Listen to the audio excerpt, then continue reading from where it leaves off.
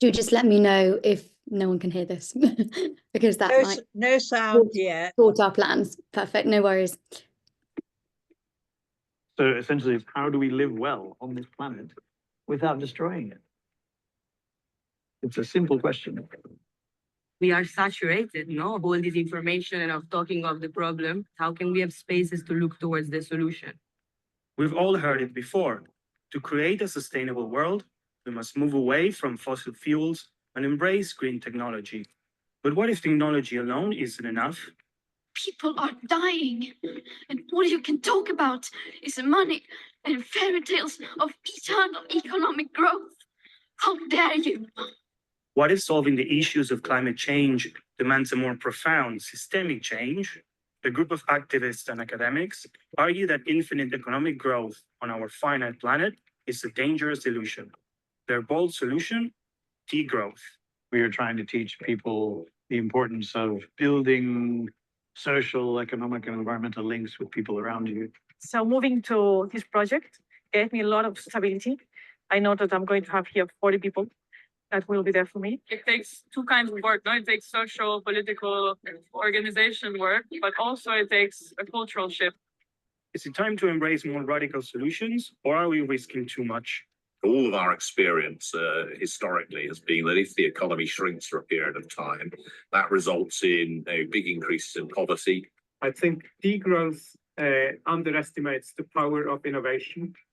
Degrowth underestimates the need for investment, and degrowth underestimates the social feasibility of what they propose. There's no necessary contradiction between social and ecological objectives, but it does require a pretty radical transformation of the way we think about the economy and structure it.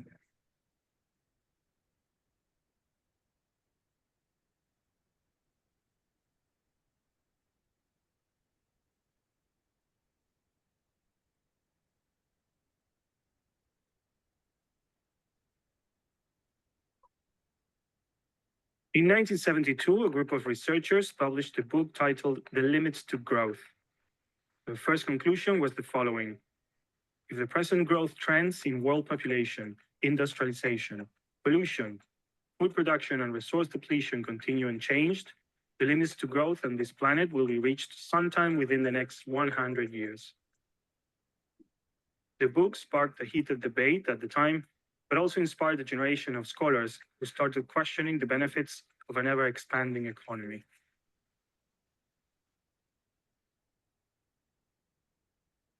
Professor Joan Martinez Salier is considered one of the godfathers of degrowth and the founder of the Barcelona School of Ecological Economics. He began writing about the links between the economy and the environment in the 80s. Economic theory was based just on prices and markets and not on the real substance of the economy, which is the material flows and the energy flows. So my book was doing a kind of history of these critiques of the economy, and it was the first book with the title Ecological Economics, because degrowth comes partly from ecological economics. Then in 2008, they had the idea of having in France a meeting in English about degrowth. The degrowth movement, which began in France as décroissance and was inspired by thinkers like Serge Latouche, is now spreading worldwide, becoming popular in countries like Japan, the UK, and Spain. In Barcelona, it is being embraced by academics, grassroots movements, and activists. Degrowth is a radical proposal to, let's say, pull the emergency brake on a train that is going to the precipice. So it's a call to stop this pursuit of endless compound geometric growth for growth's sake. But it isn't like a call to destroy the economy. It's not a call for permanent recession. It's a call for doing things differently and in a way that human needs come first, human and ecosystem needs. So basically, on the existing trajectory we're headed on, we're facing very strong likelihood of pretty devastating ecological breakdown, which is occurring already. The main alternatives to this scenario are basically one, the kind of eco-fascist scenario where energy constraints are imposed on the working classes and on the poor in the global south, right? The other alternative is some kind of transition to a post-growth, post-capitalist economy, where we know that we're able to ensure good lives for all, while also achieving our ecological objectives.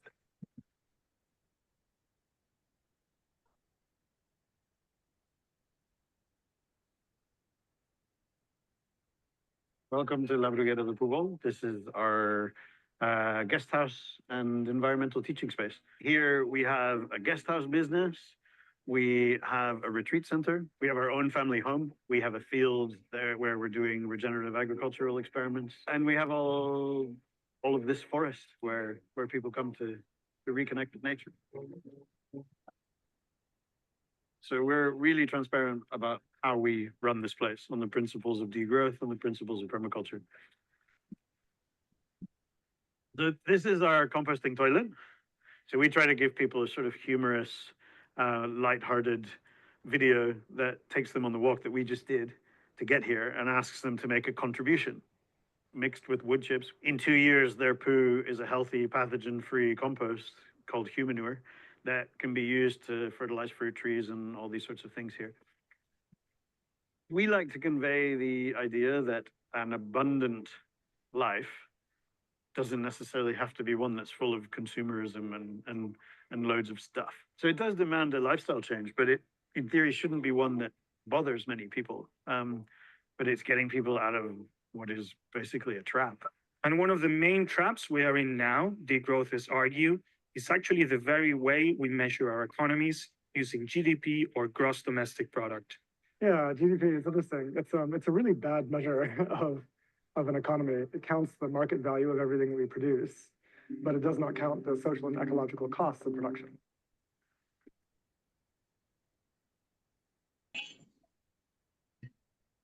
It is a fetish to the extent that we think that, oh, the economy grew 2 or 3%, so that's something good for all of us. That's not the case. The economic growth is stronger than we had during the Trump administration. Are you prepared to make enemies to make the economy grow? Yes, this is a party of wealth creation, of growth. If we win it, this country is going to be boomtown. It's going to be booming like it never boomed before. Because right now the idea is effectively, let's just chase GDP growth, ever increasing levels of production, and hope that this magically solves our social and ecological crises, which it never does. We need a more rational approach to how we manage the economy. It's like being on an airplane that simply in order to stay in the air has to continue to accelerate. I mean, you don't want to be on that machine. It's extremely dangerous.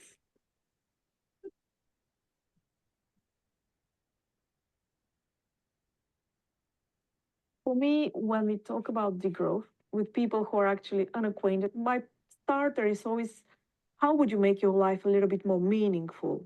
And meaningfulness is very much obtained through our kind of nourishing empathy, helping others. Many groups don't necessarily tag themselves as degrowth, but you would see that their agenda, their way of being, and their kind of overall framework of reference is very much the one of degrowth.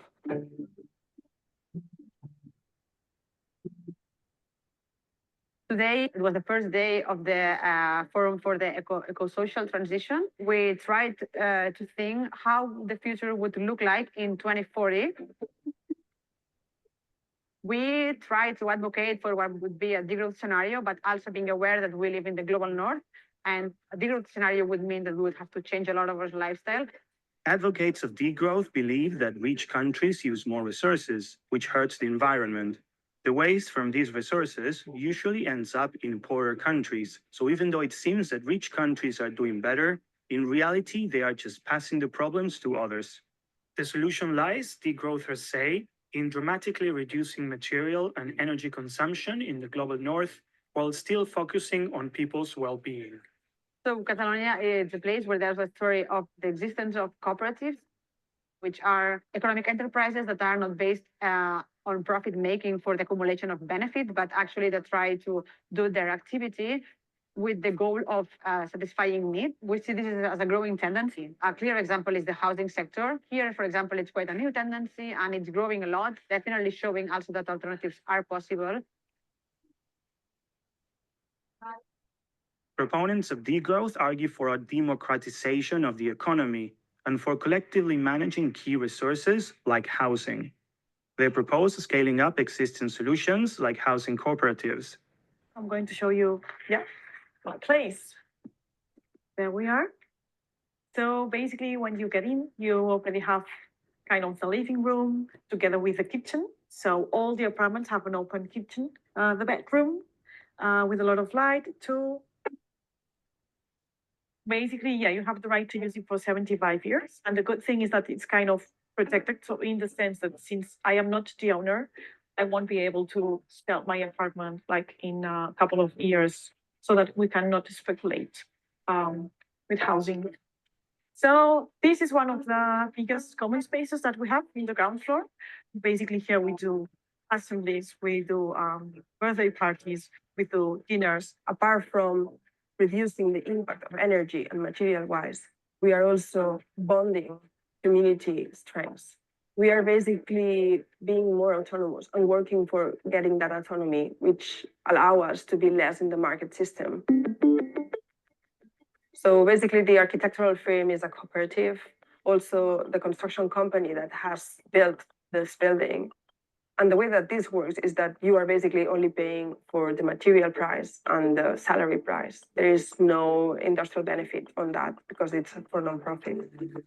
That's what we call the library of things. So we have many kinds of different things that we use from time to time. So we share them here. We have them here. We need them. We take them and we put them back.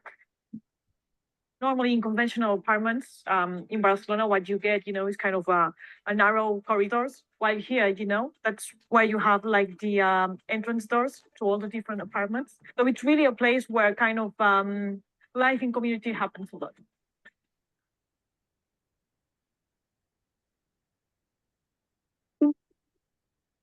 But what exactly are degrowthers proposing? The main thing is we have to scale down less necessary forms of production, right? So let's have an open democratic conversation about what kinds of production we really do need to increase, right? Say things like solar panels and public transit, regenerative food supply, et cetera. I mean, we need these things. And then what forms of production are clearly destructive and actually not necessary for our society, right? So SUV production, private jet production, industrial beef, fast fashion, advertising, military industrial complex. I mean, there's huge portions of our productive system that are mobilized around goods and services that are actually not necessary for society and mostly exist to enrich elites, right? Spending less on defense would, of course, prove controversial, and this approach would cost jobs. Jobs like the one Mike left behind. This is something that we scare our guests with. In the supermarket, the mushrooms, these kinds of oyster mushrooms that you'd get there are almost always grown in grow bags. And we can make this happen completely naturally. We're increasingly told that we need technology for things. Oh, there's an app for that. We're sort of increasingly being pulled away from being, I don't know, independent as people who can take care of themselves.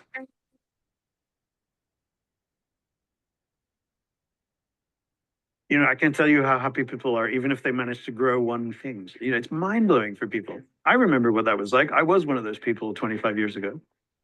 I worked for almost 20 years as an urban designer. I wasn't blind to the fact that I was blatantly working within the real estate system, even though I was, a sustainability consultant.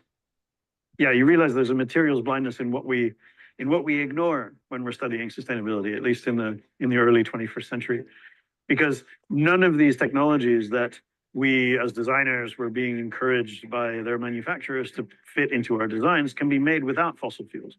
I felt cheated. This was not something I was aware of. We're fighting against the idea that green growth is possible. We were trying to highlight that a bigger change than perhaps most people are comfortable with immediately is what's required.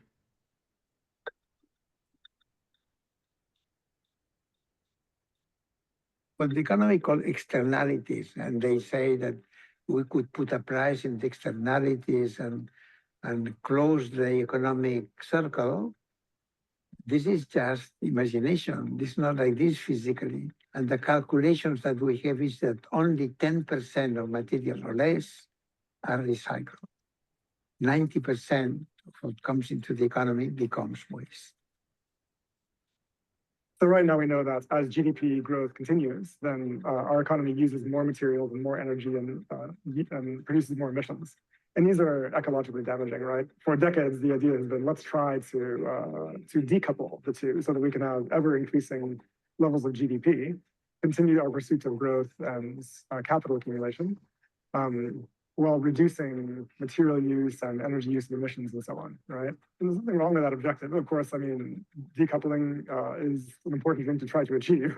The problem is that it's very limited. And right now, there's a pretty strong scientific consensus that it's not occurring in the way that we would need it to in order to continue to pursue growth and meet our ecological objectives. This time, I think, to think about scaling back and reducing our energy use and satisfying that with renewable energies in a decentralized, in a planned, in a careful way. This maybe could be possible, but thinking of the current gigantic system, 10 times bigger and serviced by renewables, starts getting in the sphere of fantastic, I think.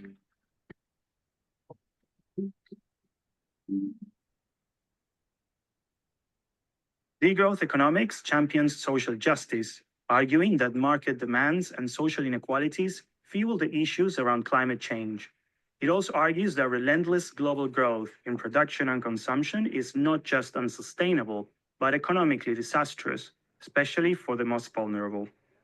So I teach people in the masters at ICTA and the degrowth masters, and I see that young people of 20s are much more aware of the tight linkages between what's happening in terms of environmental degradation, in terms of climate change, and social inequalities and injustices at global and local levels. So I think that awareness has increased tremendously, and that's why these fields now are becoming more prominent and people want to study and learn more. There's a mix of excitement and stress and chaos. And passion. And a lot of passion. A lot of passion. A lot of passion. Right now, we are very, very close to opening the exhibition, which is our final project of the master in degrowth.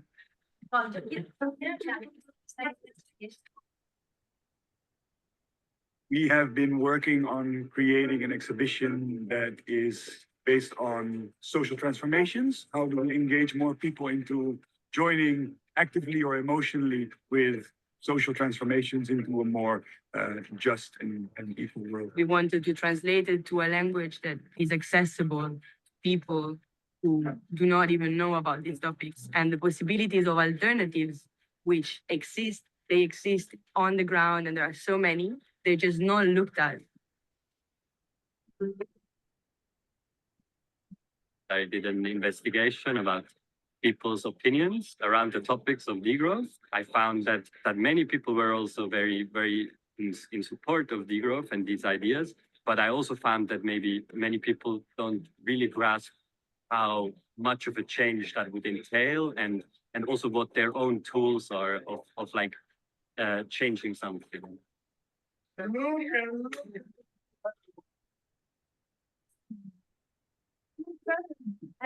We think that one thing that's hindering social transformations is a lot that people are afraid of many things, afraid of change, afraid of destabilizing their life. And we always ask them, one question is, do you feel secure?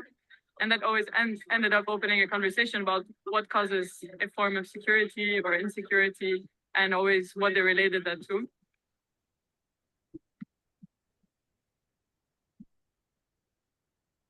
Historically, cities have been divided by class, by race, by ethnicity. But what we see now is that this move towards building resilient cities, green cities, is accompanied by this, let's say, pervasive green divide that continues because of dynamics of what we call green gentrification.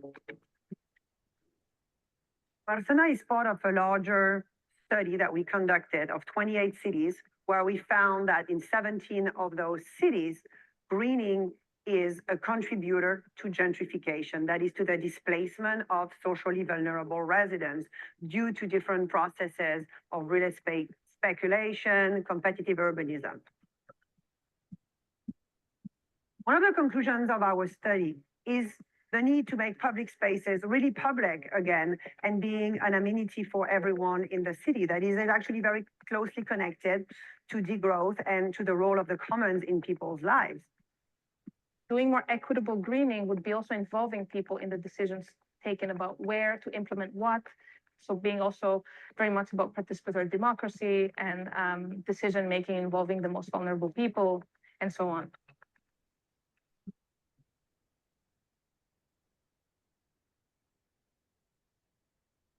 This is such a comfort place for me.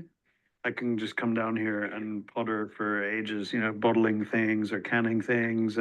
So we are brewing kombucha here, which is a fermented tea. We make marmalade with our bitter oranges. We have lemon verbena, fig jam. So these techniques are so simple, but we just don't do them anymore.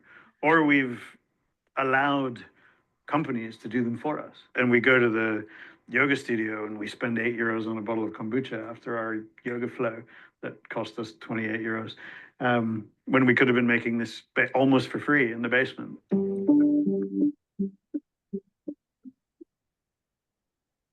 No one, especially someone in a kind of tourism role or an educational role, likes to be the bringer of bad news. Bad news often means that people shut themselves down. It's challenging to kind of ensure that we're delivering an optimism at the same time. Critics of degrowth argue that it would cause huge changes to society and that it would make people worse off. I think degrowth underestimates the power of innovation. Degrowth underestimates the need for investment that we need in new technology and in new solutions. And degrowth underestimates the social sort of feasibility of what they propose. So growth has very successfully over many decades lifted large numbers of people out of poverty. That in and of itself is one of the reasons why you get in the way of economic growth at your peril. In the UK, since 1990, we get 3 times the amount of economic prosperity out of a ton of CO2 than we did in 1990. So that's a big decoupling. The speed at which that has happened hasn't been sufficient, but we sort of are in the S curve, in the accelerating part of those technological changes, so things can speed up. Policies which will result in a smaller economy, unless staggeringly carefully implemented, would result in immiseration of large numbers of people. So you certainly need to accompany it with a dramatic experiment. Now, there may be ways of doing that, but that would be a very, very risky experiment indeed, in my view.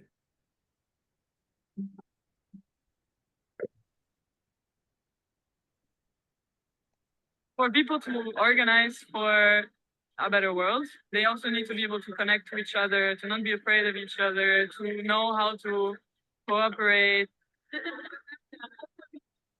Reducing your own material consumption, not throwing good food away, and these kind of things are very much ingrained in for everyone, kind of. But that this might need systemic change, that needs to be politically activated, or that needs stronger political participation. That was not so often in people's minds. Degrowth is not an idea of how things should be and pushing everyone like a flock of birds or sheep into the same direction, no? Yeah. But it's just building conversations upon how can we make an alternative future happen. We do get a fair number of people who come here and go, look, I know that only 9% of my recycling gets recycled. So what can I do?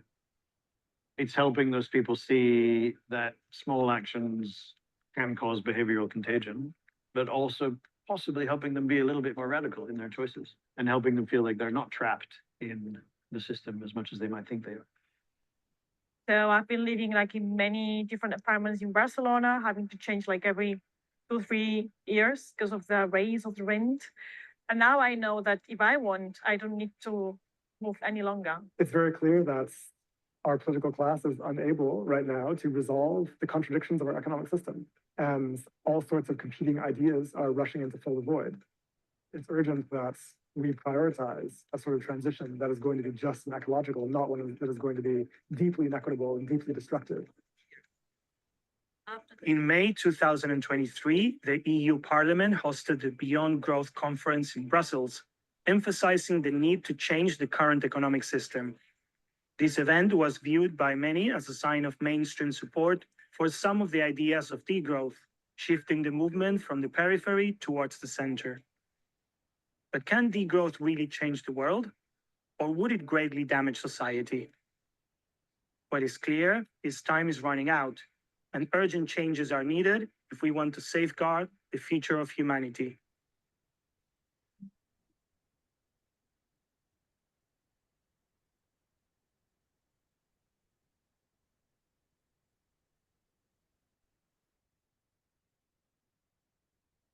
Welcome back, everyone.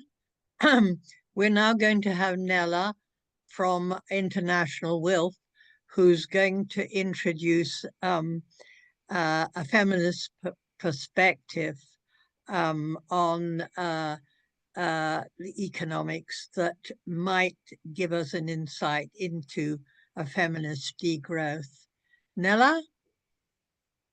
Well, thank you so much, Sheila, for inviting me, and to WILPF UK as well for the invitation to this conversation, because it is an important one. It's not an easy one, but it's an important one.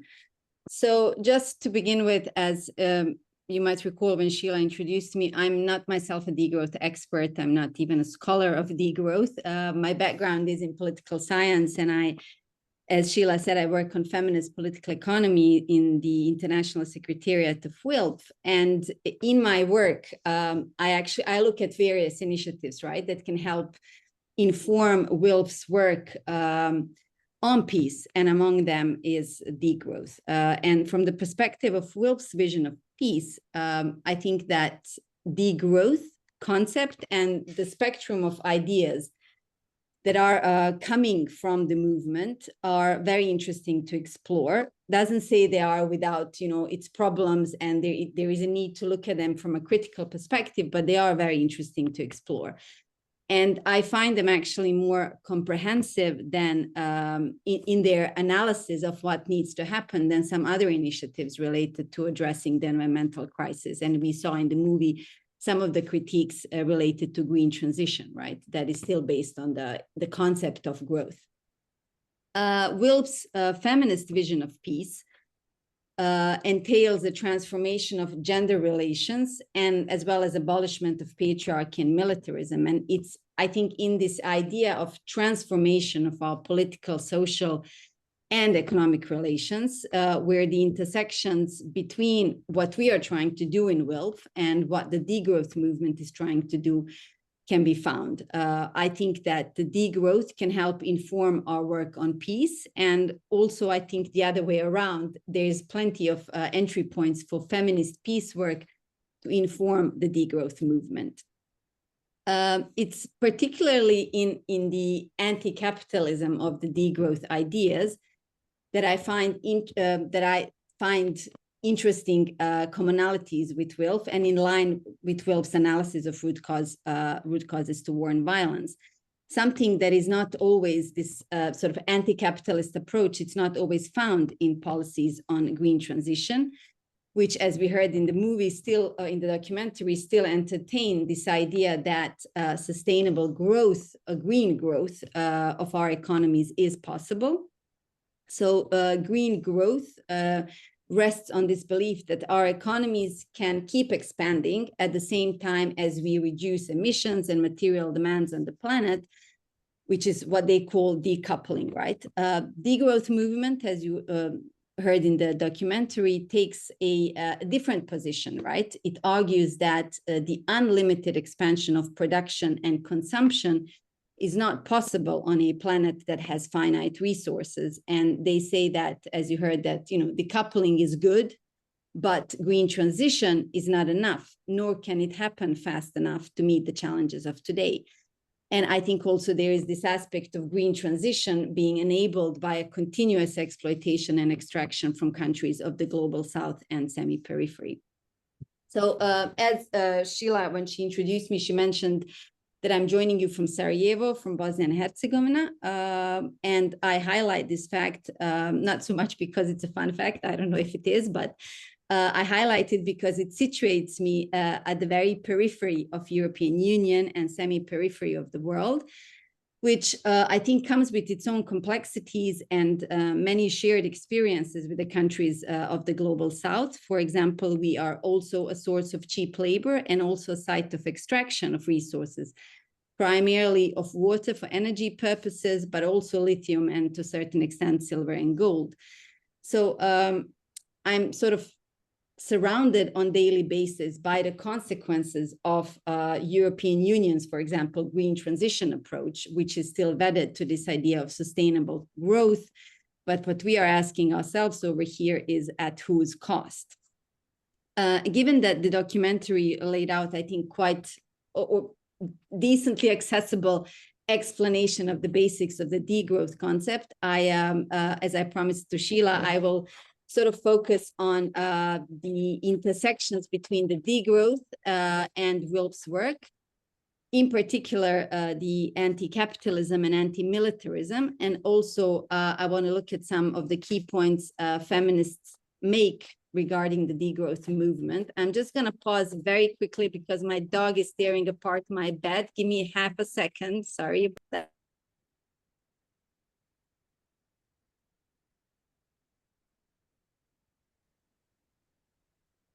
I'm so sorry about that. Okay, so my dog, she gets very nervous. Okay, so in the documentary, we heard that the degrowth is essentially about reducing the total amount of energy and material use in our societies with the aim to bring the economy in line with planetary boundaries. So it's not about shrinking economies or negative growth or recession as we know it. It's a fundamental rethink of the idea that there is such a thing as limitless growth, and that it's only through growth that we can provide for people on this planet. So degrowth is about improving people's lives by focusing the use of resources where they are needed the most. So divesting from harmful industries, which is something WILPF has been propagating for a very long time, and investing in people's well-being. So basically planning the economy and slowing down the production, the extraction, the waste, and while at the same time trying to distribute income and resources in a fair and just way, investing in public goods so that people and the planet can sort of not just survive, but also thrive. So investments in food, in housing, in sanitation, education, health, decent work, transportation, communication, access to water, etc. And the starting point of the degrowth concepts and thinking, as we heard, is that the current economic model rests on this false assumption that our societies can only thrive through growth and that this growth is limitless. So the question for those arguing for degrowth and other post-growth initiatives is not just how to decouple economic growth from resources, but also how to stop the growth of our economies altogether, and what are the policies that need to be put in place to create a context in which we can build social, political, and economic relations that are at peace with the nature and planetary boundaries. And what I would add also here, how do we build social, political, and economic relations that are about justice and equality and solidarity with each other? I need to spend a couple of more minutes on the concept of growth because it is sort of central to the degrowth discussion. And I want to tie it to WILPF's positions on militarism and demilitarization.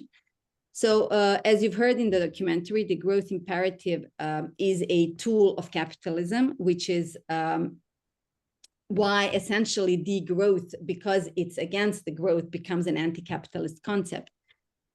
Growth is part of the mechanics, right? How capitalism works. So within capitalist political economy, there is a need for capital accumulation or for the expansion of the capital that circulates in the economy. So constantly growing, right? Which leads to continuous extraction of resources under the pretense that the resources are infinite. Then these material resources are put into a production process, and which is also then where we add another layer of exploitation, which is of labor. And then goods produced need to be bought and they need to be consumed. And then parts of the profit earned goes back into new extraction, new production, new consumption, etc. So it goes on forever. And the growth imperative in capitalist economy is not linear, it's actually exponential.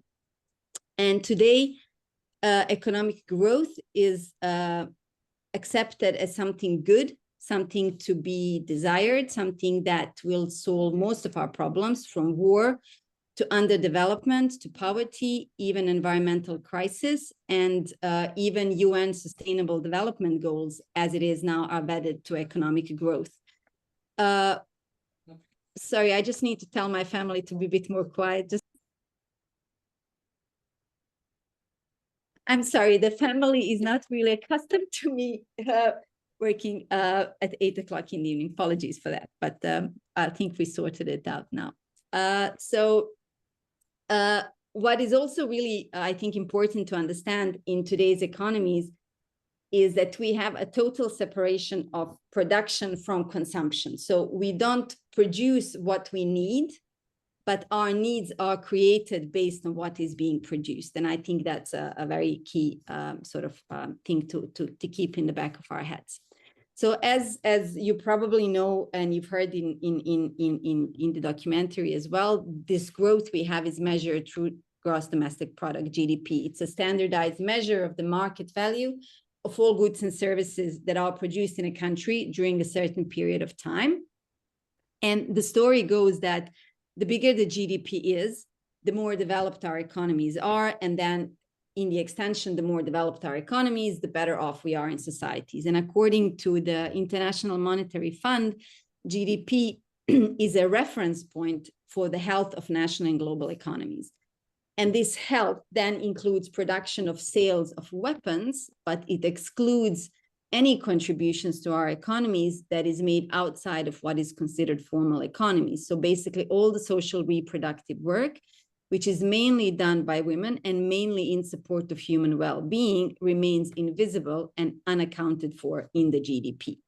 So using GDP as a measure of how well our societies are doing would actually tell us that the United States, with its nominal GDP of by now almost 30 trillion US dollars, is the healthiest economy in the world.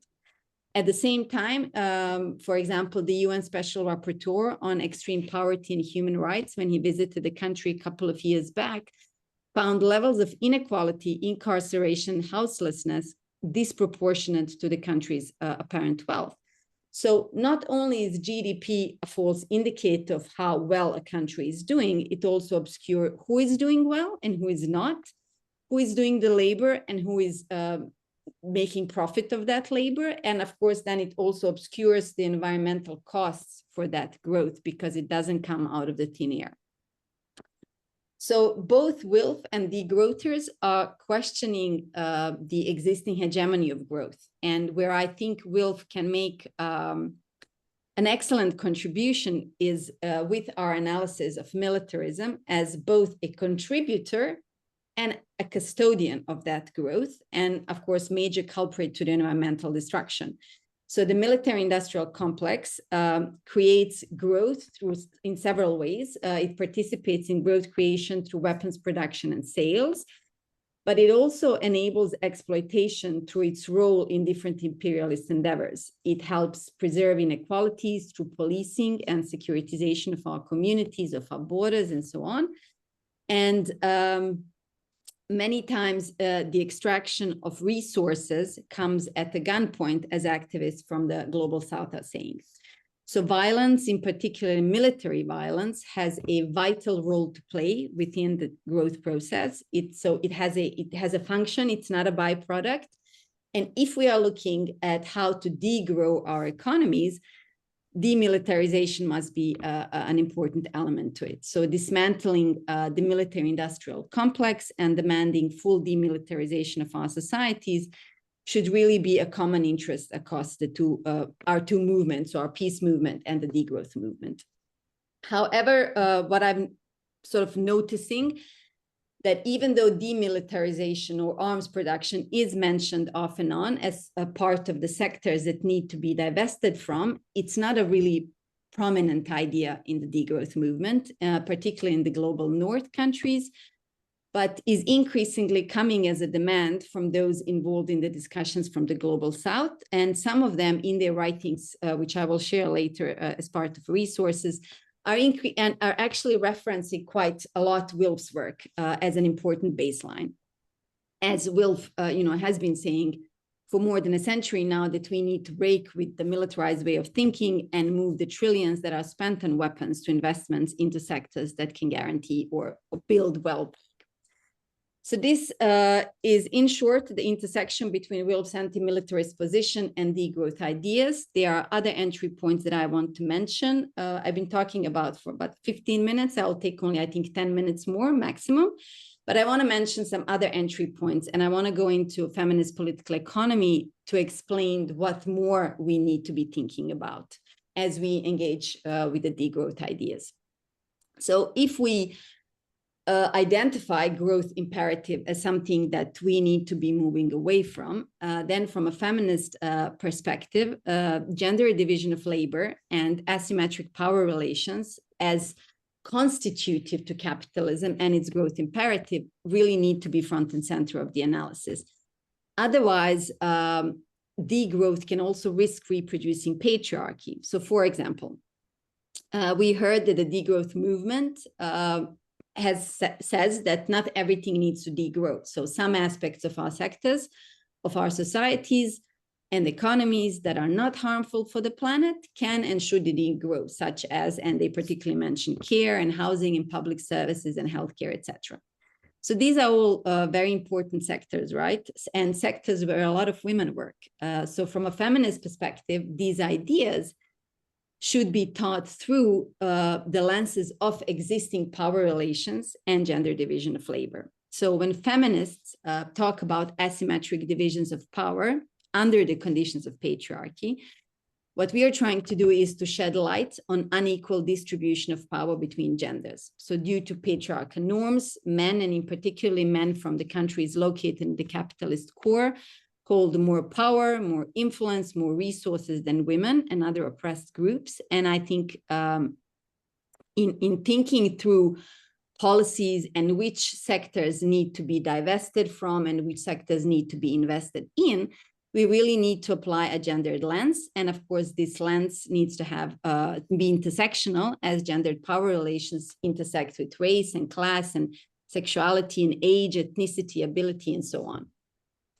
We also need to, as I mentioned, use the lens of gender division of labor, which refers to the allocation of tasks based on gender. So due to patriarchal norms, in our societies, women and men are assigned specific roles. As we know, men are typically given roles that require physical strength, use of authority, or positions of power, while women and other feminized groups are assigned caregiving responsibilities because care provision is considered to be natural for them.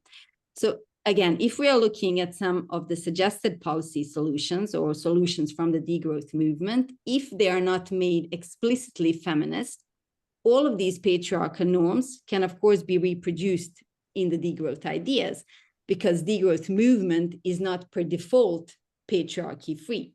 So as we are transforming our social, political, and economic relations, we have to think about transforming our understanding of what constitutes labor. So when we say that care sector, for example, needs to grow, do we only see the paid care work as valuable, or are we doing something to make the invisible care and other social reproductive work visible and valued?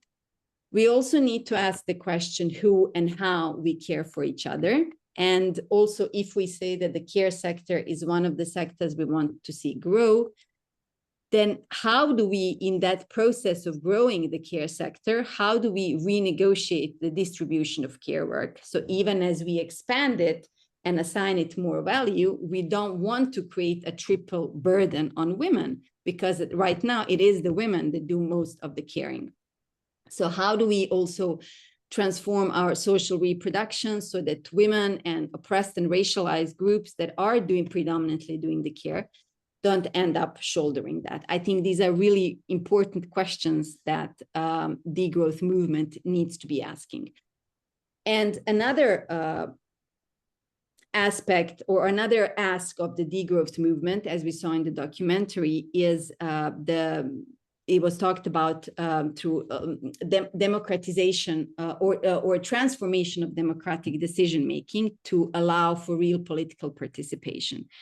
And I think, you know, WILPF has been for decades working on political participation and expanding the idea how political participation of women can improve and under what conditions do women participate. And again, if the degrowth movement isn't specifically looking at this with the feminist lens and asking feminist questions of, you know, where are the spaces, who has access to spaces, and how do we create context in which women can participate equally, then they can very well end up reproducing the underrepresentation of women, even as they create new democratic institutions. And finally, one last aspect that I would like to bring to discussion here, which is important from an intersectional feminist perspective, and which I think cuts across both the demilitarization and gender relations questions, and which I think actually the documentary was a bit vague about, and that is the importance of understanding the power relations, not just between genders, right, but also between countries, in particularly between countries of the global south and semi-periphery and the countries in the global north. So there's a need for an understanding that countries that have been exploited by capitalist core to the point of underdevelopment, that their relationship to the degrowth concept needs to be different than the relationship the countries of the global north should have with the degrowth concept, and needs to be based in the realities of the global south. And that to the largest extent, the degrowth needs to happen in the countries that have produced the most harms, not only there, but to the largest extent. So if we look at the statistics, it's the industrialized countries that stand for the largest portion of global emissions, as well as resource use. And this needs to be reflected in the way we think about degrowth. Otherwise, we might perpetuate injustices. What some of the activists in the global south countries that are engaging in the debates on the degrowth have been saying is that, yes, countries of the global south also need a certain level of degrowth, but they also need to be able to expand in some sectors to bring well-being to the people. But also that this expansion of their economy has to happen or should be happening in a non-extractivist way. And as I said, I will share after when I finish, I will share a list of resources particularly from Global South, where they have been doing a lot of writing. And in particularly, I'll share a series of policy briefs developed by Feminist Action Nexus, and they're written by Emilia Reyes. She's a Mexican activist. And they are trying to sort of deal with these issues. How is the relationship between global south and global north when it comes to degrowth, how it should look like, and in order to sort of deal with structural inequalities and injustices. And one final point from me is that, which I also think that documentary maybe didn't have a lot of space to deal with, which is it's one thing to look at the degrowth ideas from good individual environmental choices, and another it's not another, but it needs to be complemented with ideas and understanding of structural oppressions and inequalities that are embedded in our historical and contemporary political economic relations that we can see through, for example, existing trade agreements in the international financial architecture, and of course, then also in the international division of labor. So as we sort of think about degrowth and what we need to be doing as part of our accountability and responsibility in the global north, we also need to make sure that these ideas go hand in hand with acknowledgement and reparations for the historic and ongoing responsibilities of global north countries, not just countries, also corporations that are based in the global north, the elites, etc. I think I'll make this, Sheila, this is my final point, and I really look forward to our discussion and questions, which I do not promise I have answers to, but maybe we can together come with some sort of attempts to answer. Thank you. Thank you very much, Nela. Covered a lot of ground there. I'm sure that people are thinking about the sorts of issues that you've raised and that were raised in the film. Who's going to start us off with questions? Questions?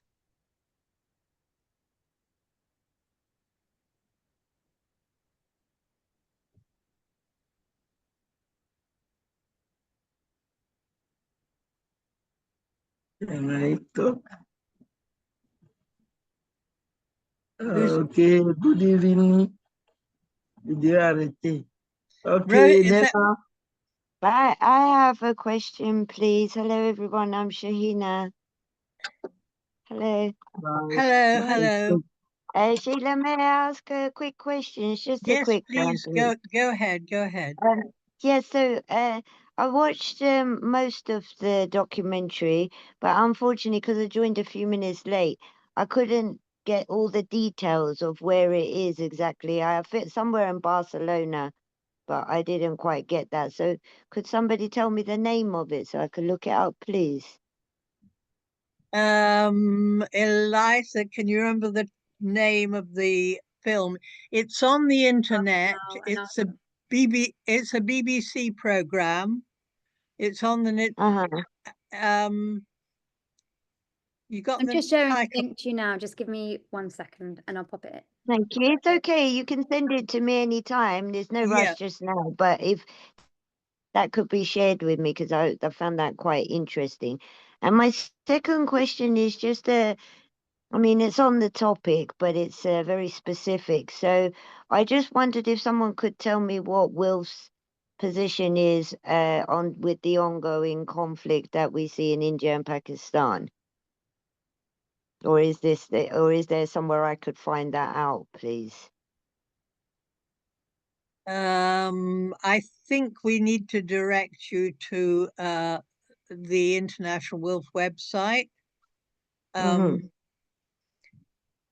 Because it's a situation that is moving and changing all the time, and at the moment there seems to be some kind of a ceasefire. They call it a pause on war. So yes. They're in a ceasefire position, which I think is wonderful because unlike many nations, at least India took a moment of reflection. So I think that's great. But as they are two huge nuclear powers, and we do talk about prohibition of nuclear arms, I think it would be nice to have a strong position on this. Yes, I think you need to go either back directly to international or to look on their website to see where we are. I've got Kat now who wants to speak. Thank you for your help. Thank you, Sheila. It's not exactly a question so much as a sort of comment or contribution to the discussion, really. Two things. One, it does seem the most fundamental thing is redefining success. So this measuring economies and GDP is so fundamental that we need to have a better way of saying that a country is successful, and that is, if we change nothing else, we should be countering the concept that GDP is a good way of measuring the success of countries. The other comment is around the role of cooperatives and other non-profits. I used to be a fairly active member of the cooperative party and other cooperative activities and things. And I know it's mentioned in the Barcelona discussion about the fact that Catalonia also has been very much involved in cooperatives. And it does feel like that's an ally that we could work with in terms of changing the assumptions of people of how we can work together to achieve better aims, which is one of the sort of stepping stones towards a better world. And absolutely, many of the most successful cooperatives have been women-led and have been very much about how do we work together to get a better solution for all of us, as opposed to how do we make sure that one or two people make a lot of money. And so those 2 points sort of came out to me from the talk, and I just wonder what other people sort of think as well. But as I agree, it's not exactly a question, it's just a comment. Thanks very much, Kat.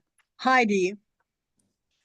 A little bit the same. It's not really a question, but I think there's one point where we can see very clearly what this the idea of continuous obligatory economic growth leads us at the moment.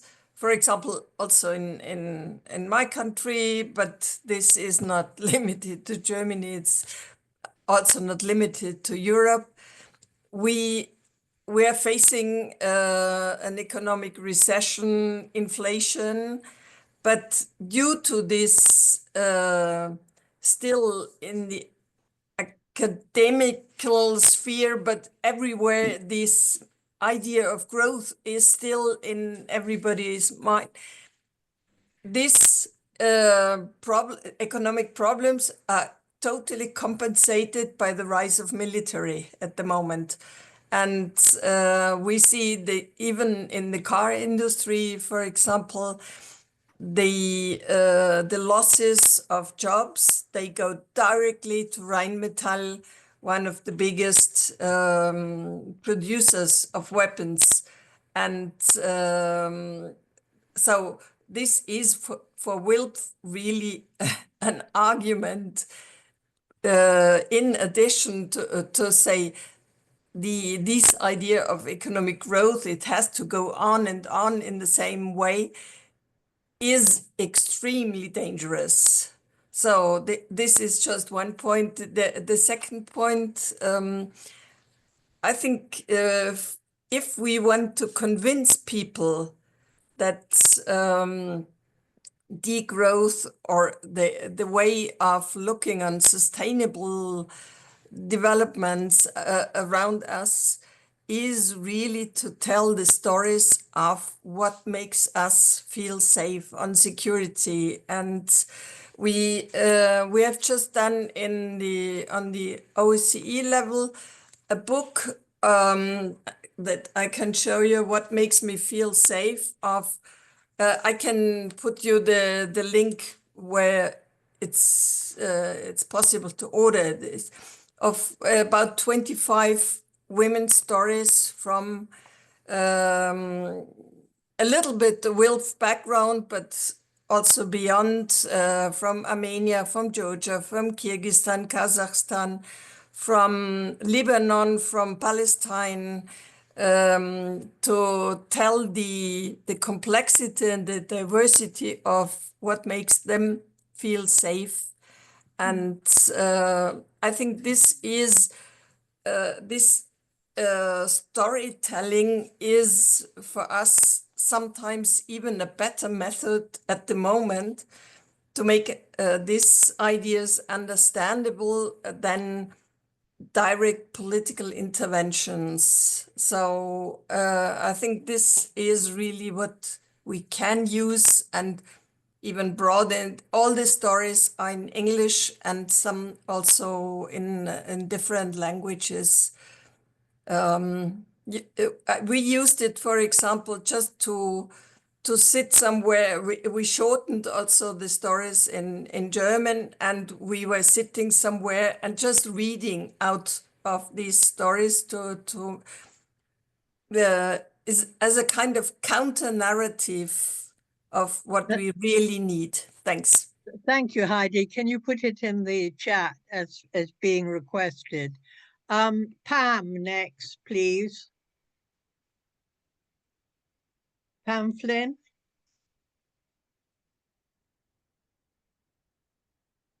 Are you there, Pam? You're muted.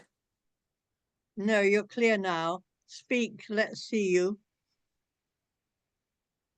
Okay, I'm trying to turn the video on. Yeah, okay, sorry, technical problems. Okay.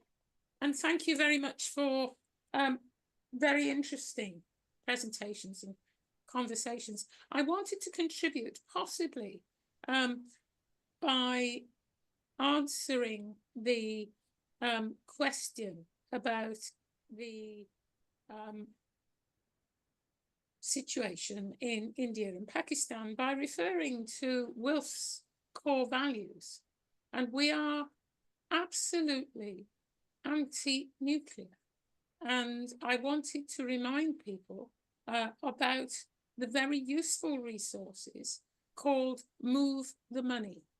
And that touches on what Heidi was talking about and what our main speaker was talking about, which is an alternative definition of security.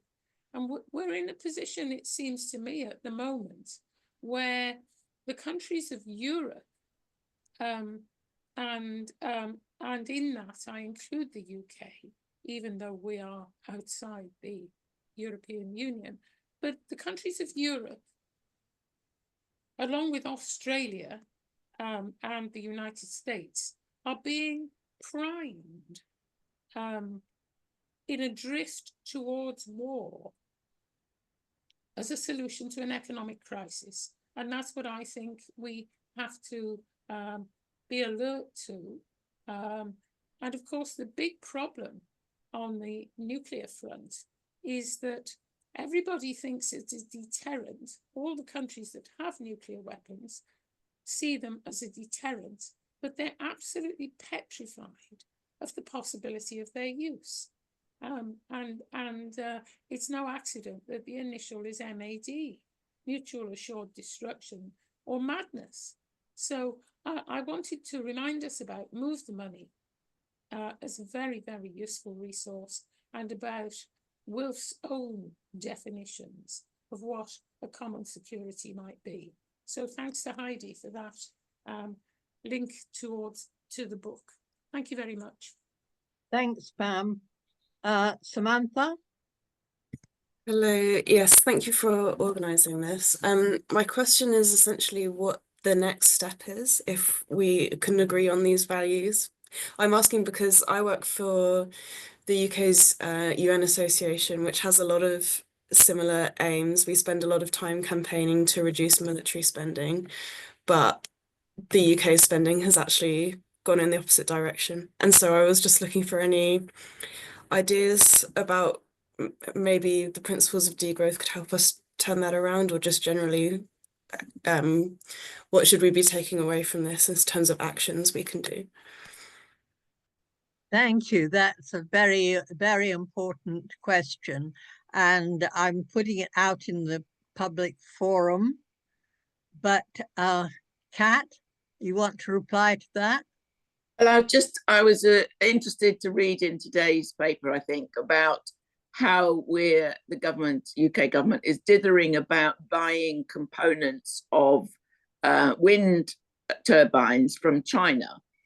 And you have to wonder why we are not able to make components of wind turbines ourselves. So we're busy exporting all sorts of bits of weaponry out to places, but we're importing bits of, I don't know, I'm being very ignorant in my engineering, but I would have thought that the bits of metal that go into weapons must be similar to the bits of metal that go into wind turbines. And is this not an opportunity that we should be saying, if we're concerned about imports, exports, and the costs of importing and the risks of importing from China and places, that we should be looking at using, is basically making our swords into plowshares and using our skills in weapon production, but into making wind turbines and other ecological things, and there just seems to be a real opportunity there. Thank you, thank you. Well, my view on what's the next step is that we could bring together a group that included any friendly NGOs like UNA and anyone else who's on this call who represents other organizations and WILPF members to discuss how we carry this campaign forward, because it links so well with things we're already campaigning on, as Nela has made very clear. But on the other hand, it's something that we could make more visible to other people. And I think we need really to work in a small group to see how we approach making it more visible to other people. So I'm putting that in your head, and before the end of the session, we could see who's interested in discussing this sort of thing. Can I draw your attention? I haven't noted down the dates. There is although we seem to think that the ideas of degrowth have just sort of sprouted in front of us, it was clear in the video that people have been writing about this since the 1970s. And in fact, if you go on the internet, you can find different organizations, international links, and there is an important international conference which has been going annually for a number of years, that's being held in Oslo in June. And I'm stupid enough not to have written down either the dates or the title of it. But I guess if you went onto the internet and simply put in degrowth conference, it would come up with the dates. It has lots of different sessions, and you can, is that it there? I think there you are, degrowth 2025 and the details. And from where you are sitting now, you can actually log into different sessions if you look it up, and it's towards the end of June, I believe. And I was hoping that we might actually send someone from the UK to the conference, because I'm sure you would get very much inspired. But in any case, you can log into sessions and find out a lot more.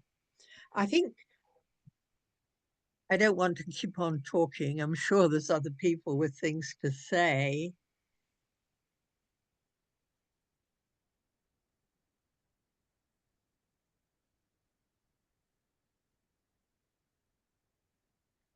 Hi, go on, Monica. Hi, hello. I'm a new member. I just wanted to say something about intersecting with other organizations. I am a member of Servus, and I think they do something in terms of degrowth. I have joined one of their meetings around sustainability and degrowth a few months ago, but I'm based in Portugal, and Servus Portugal has done something around these topics. So I could ask around. Yes, do ask around, and we might contact you and in order to join a discussion, and Samantha as well from UNA. It would be good if we could start getting the basis of a little discussion group going. Samantha, Yes, yeah, I was just going to say, in terms of getting a discussion group going, I'm not sure what the whereabouts people are from this call, but I was going to say, for those that are UK based, UK has an events room which we you know, if UNOUK is involved, then can be used for free. So just to put that out there, that if in central London could be a good place to meet up if there are people on the call interested in that. Thank you for that offer. Catherine and then Margaret. Catherine. Thank you. Hi, everybody. I just saw Heidi's additional comment in the chat where she says the biggest challenge is to argue against the fear of losing something. We need to talk about added value. And I thought that was such a good point. And I think perhaps we as feminist anti-militarists are potentially in danger of not exactly being blinkered about this, but there are so many assumptions that we hold as self-evident, like these core things about what is security. I mean, ask women what security is and you get a jolly good answer, but that's not mainstream.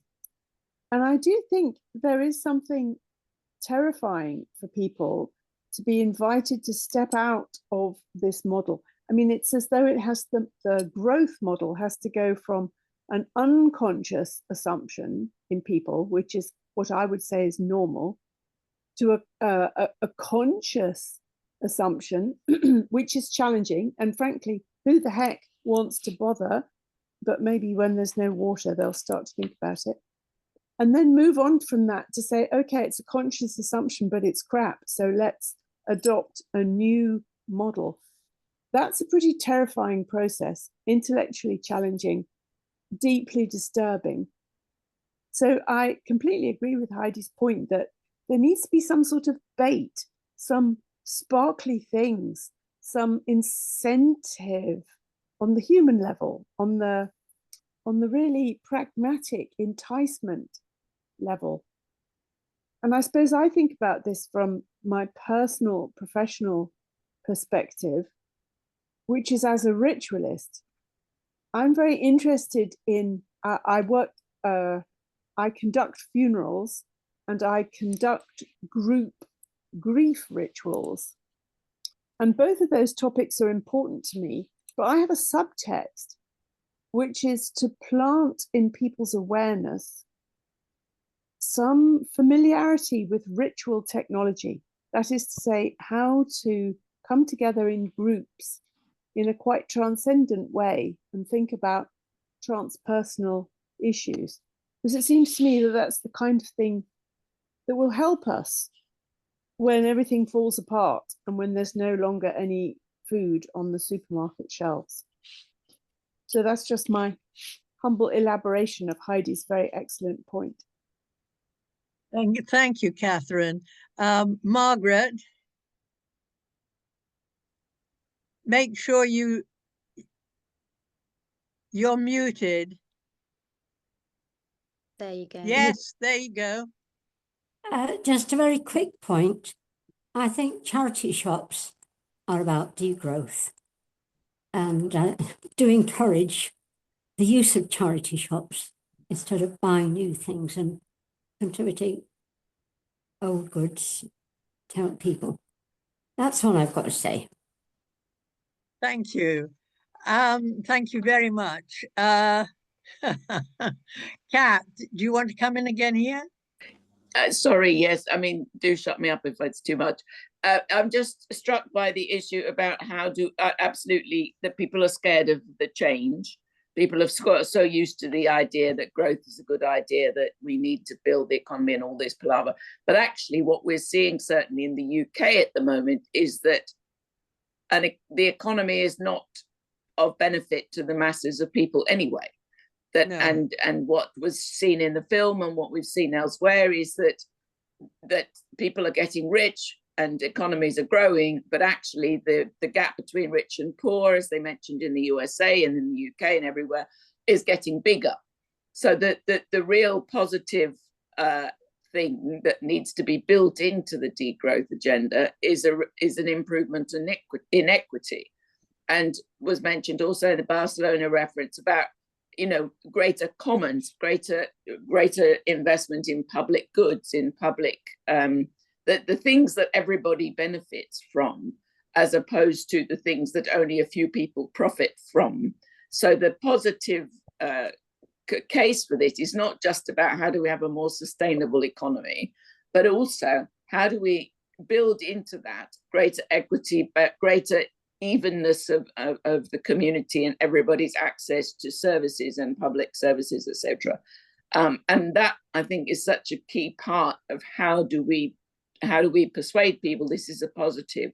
Because if they actually see the improvement in their own community, then they will see that that is a positive. Thank you for that. Looking around for other contributions, I want to bring in the idea that out of all this discussion, there are two major threads. One is to change society, and for that we've got to think in terms of convincing people with power and changing systems, major things like that, and getting the idea into the public domain in that way. And the other thread is, the using charity shops, thinking about how you personally can adapt your life as people were shown in the film. And we somehow or other, if we're going to move the idea forward, we've got to think of how we might bring these things together.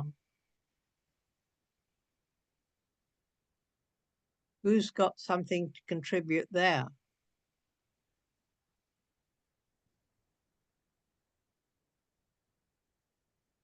Well, Nela, do you want to come in and bring, wind up some things or re-emphasize some things?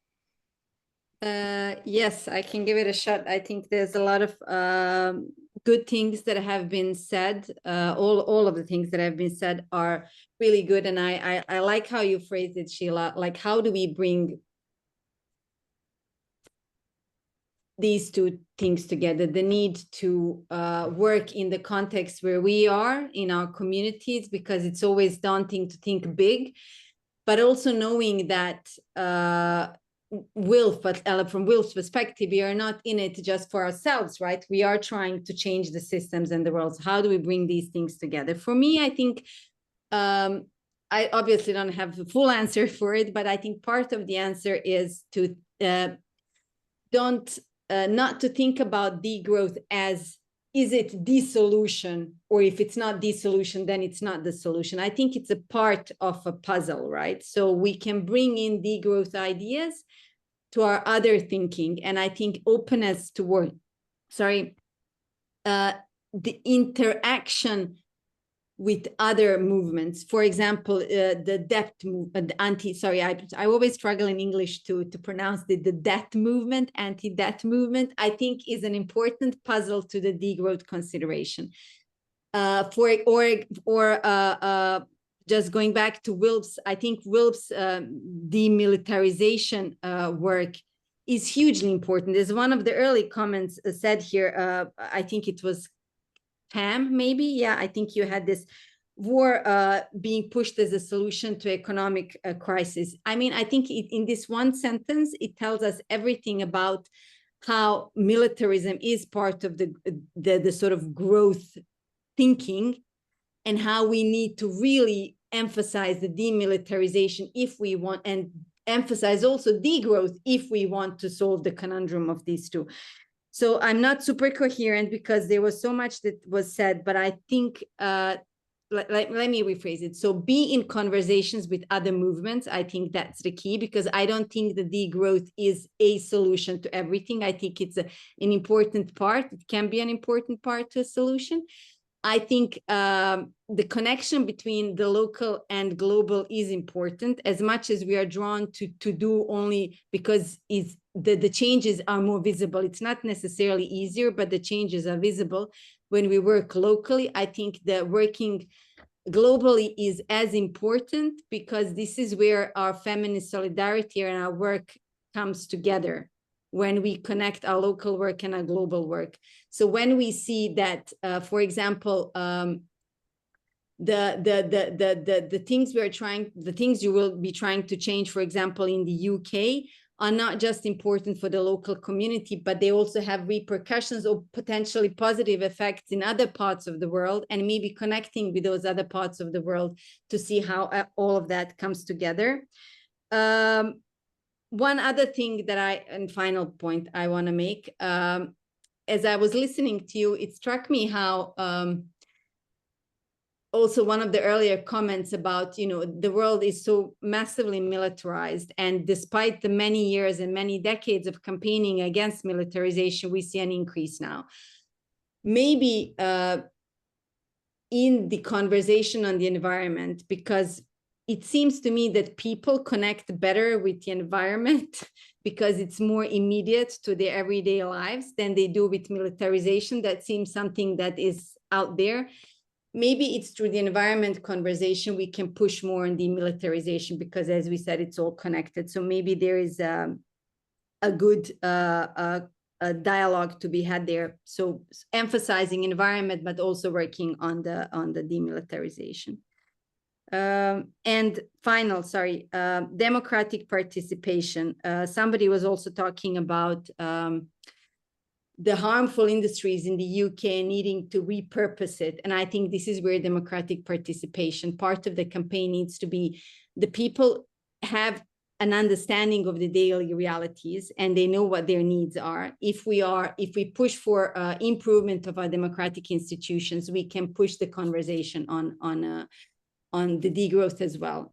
For me, I think it's a long process. I don't expect this to be happening tomorrow, but I think if we connect these different conversations, we might get somewhere. But it's as Heidi was saying earlier on, it's a very difficult context we work from, maybe one of the toughest for quite a long time now. So connections. Sorry, not super coherent, but these are my thoughts after hearing.